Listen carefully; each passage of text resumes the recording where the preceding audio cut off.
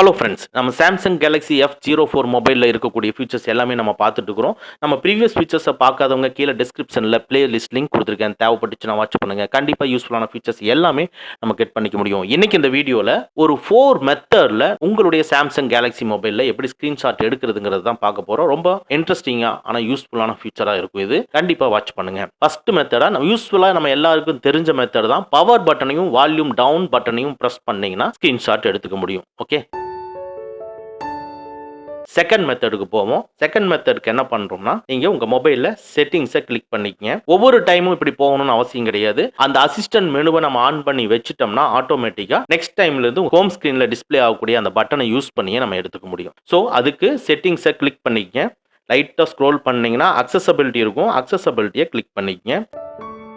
இதுக்குள்ள interaction and டெக்ஸ்டராட்டி அப்படிங்கிற ஒரு ஆப்ஷன் இருக்கும். அதை கிளிக் பண்ணிக்கங்க. இதுல அசிஸ்டன்ட் மெனுன்னு இருக்கும். அது டிசேபிள்ல இருக்கும். எனேபிள் பண்ணிக்கங்க. எனேபிள் பண்ணும் பொழுது டினை அலோ கேட்கும். அலோ கொடுத்துக்குங்க. உங்க அசிஸ்டன்ட் மெனு ஆன் பண்ணதுக்கு அப்புறமா உங்களுடைய ஸ்கிரீன்ல பாருங்க. ஸோ இந்த மாதிரி ஒரு டிஸ்பிளே ஆகுது. ஒரு சர்க்கிள் ஒன்று டிஸ்பிளே ஆகுது. இதுல உங்களுக்கு அசிஸ்டன்ட் மெனுவோட சைஸ் இங்க கொடுத்துருக்கு. ஸ்மாலா வேணுமா, பிக்கா வேணுமா, மீடியமா வேணுமான்னு கேட்டிருக்கு. ஸோ உங்களுக்கு எந்த மாதிரி வேணும் அப்படிங்கறத நீங்க கொடுத்துக்குங்க.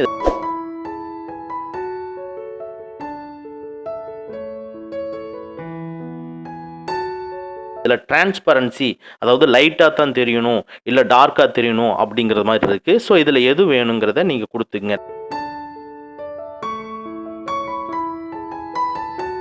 அடுத்தது ஷோ ஆஸ் எட்ஜ் ஐகான் அப்படின்ட்டு இருக்கு. இப்போ எந்த இடத்துல டிஸ்பிளே ஆகிட்டு சென்டர் பொசிஷன் எங்கே வேணாலும் நம்ம டிஸ்பிளே பண்ண வைக்கலாம். இல்லை எட்ஜில் தான் டிஸ்பிளே பண்ண வைக்கணும் அப்படின்னா ஷோ ஆஸ் எட்ஜ் ஐகானில் கிளிக் பண்ணிட்டீங்கன்னா உங்களுக்கு நீங்கள் எந்த இடத்துல இப்போ அந்த அசிஸ்டன்ட் மெனு டிஸ்பிளே ஆகுதோ அதையும் உங்களுடைய ஸ்க்ரீனோட எட்ஜில் போய் நின்றுக்கும். இதில் பார்த்தீங்கன்னாவே தெரியும்.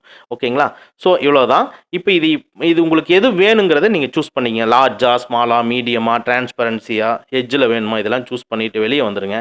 இப்போ நீங்கள் எந்த போர்ஷன் நீங்கள் வந்து ஸ்க்ரீன்ஷாட் எடுக்கணும்னு நினைக்கிறீங்களோ அந்த இடத்துல வந்து பார்த்தீங்கன்னா, இப்போ நான் எட்ஜுன்னு கொடுத்ததுனால ஓரமாக இருக்குது. அதை கிளிக் பண்ணுறேன்.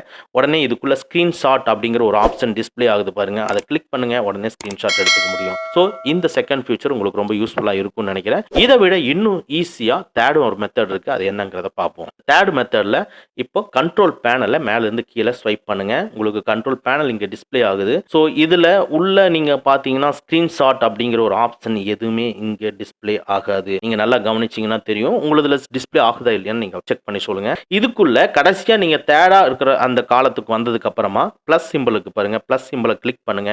உடனே எக்ஸ்ட்ராவா இருக்கக்கூடிய அவைலபிள் பட்டன்ஸ் எல்லாமே மேல டிஸ்பிளே ஆகும். இதுல பாத்தீங்கன்னா டேக் ஸ்கிரீன்ஷாட் அப்படிங்கிற ஒரு ஆப்ஷனும் இருக்கும்.